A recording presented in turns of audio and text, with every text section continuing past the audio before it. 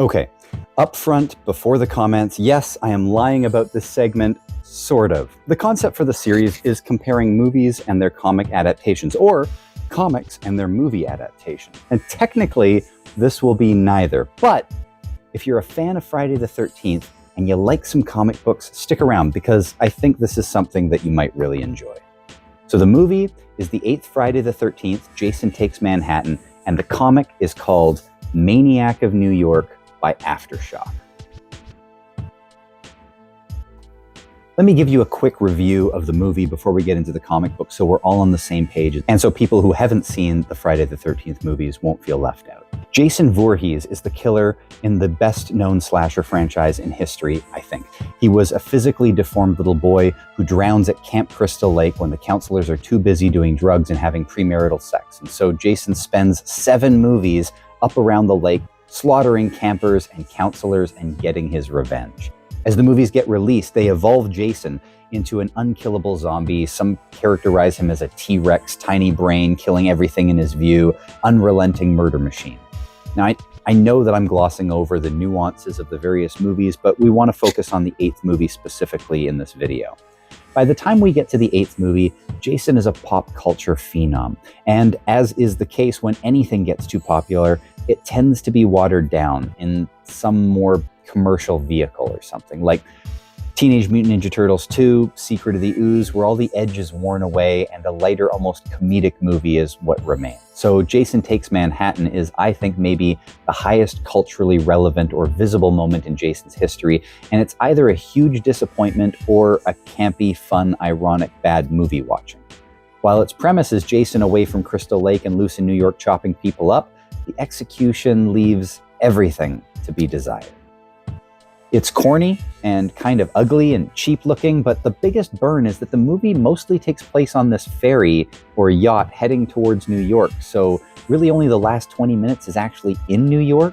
Only a couple shots are even filmed in New York. And, you know, again, the violence is pretty cartoonish. So the entire affair is cheap feeling. The cast is these teens on a boat from prom or grad or wherever, so there isn't much for us to dig into character-wise. It's just more obnoxious teens for Jason to kill. The director, being a first-timer, couldn't have really helped that much either. Plus, there were more gruesome deaths filmed that were chopped out in editing to avoid an X rating. But the best part of the movie is Kane Hodder playing Jason. He is the best Jason, hands down. I think he was Jason in 4 out of the 10 that had come out for the main series. So the best part is that it's Kane Hodder and that it filmed in Vancouver. I mean, yeah, New York was too expensive to shoot in, so they had to shoot most of Jason Takes Manhattan in Vancouver, Canada. And that should tell you everything about this movie, really.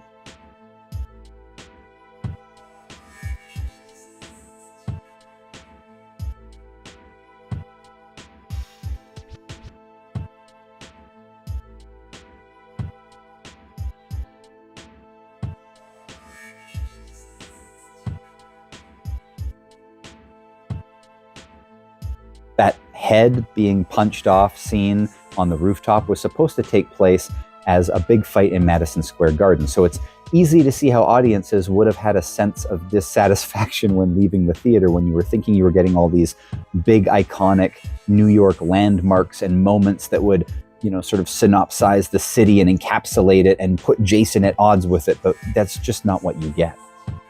So let's look at the comic now. Maniac in New York was written by Elliot Callan with art by Andrea Muti. The series follows 2 detectives on an underfunded task force to catch Harry, New York's resident unkillable psycho. So as I mentioned before, this isn't an adaptation of Jason Takes Manhattan, but it might as well be, right?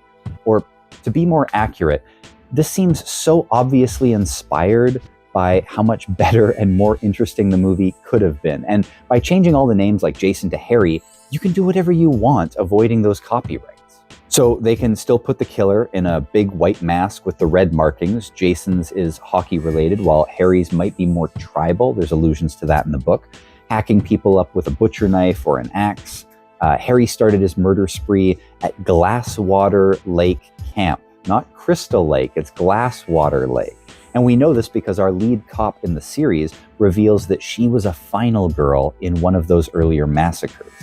There's actually reference in the comic to the Times Square massacre, which seems to me like a nod to the big shot of Jason in Times Square from the movie, which again did little to nothing while our imaginations were thinking about machetes and faces and people thrown into traffic and all kinds of carnage.